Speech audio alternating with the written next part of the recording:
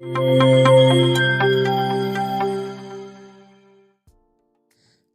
is the only character in Waiting for Godot who does not speak, but when he does speak, his incoherent dialogue makes much sense. Hi, I am Aslimran and you are watching The Assimilators. Let's dig deeper into the mystery of Lucky's speech in Waiting for Godot. As usual, you can see the typed version of this topic in description or by enabling captions in YouTube player. Introduction. Lucky's speech, though a bunch of verbal gibberish, still assumes the shape of a valuable asset in Waiting for Godot because of a certain theological theme it carries.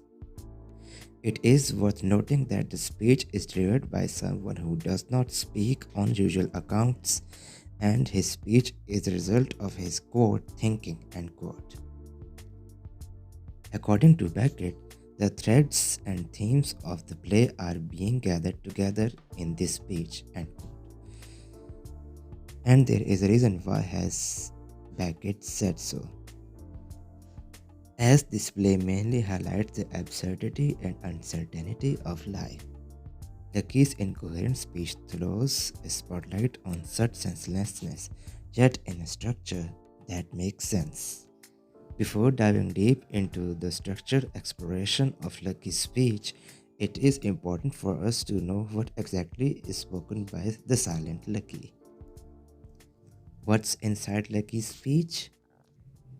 Lucky's speech is initiated as a result of the tramp's disdain for Lucky's dance, which according to Bozo looked like someone trapped in a net.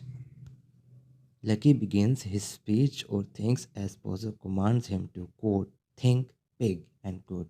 Maybe Beckett here is satirizing the mantra, think big. His speech is 3 pages long but is repetitive. Therefore, a condensed version of his speech is written below. Quote, acknowledging the existence of a personal God, one who exists outside of time and who loves us dearly and who suffers with those who are plagued into torment.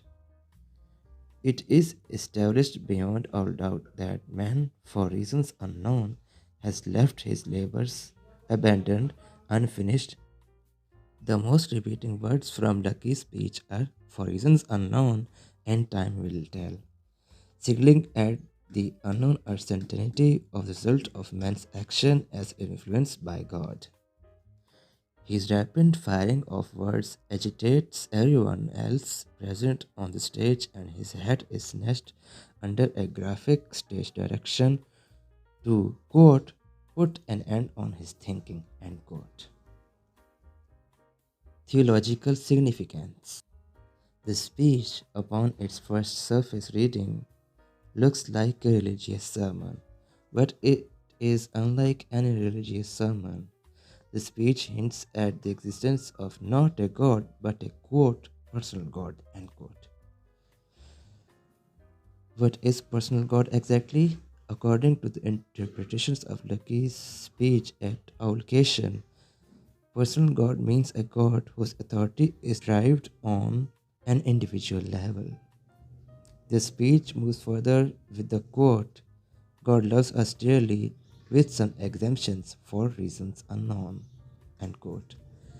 The word with some exemptions is the key here that unlocks the divine apatheia, athambia, and aphasia, which mean divine indifference and divine silence, both in the meaning of athambia and aphasia.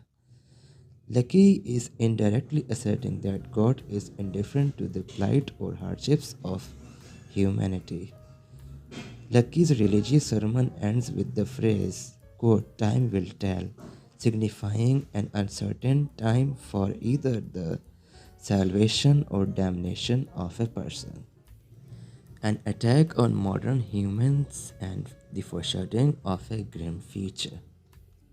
Lucky's speech is not limited to the theological aspects of life, but also to the shortcomings of modern day humans.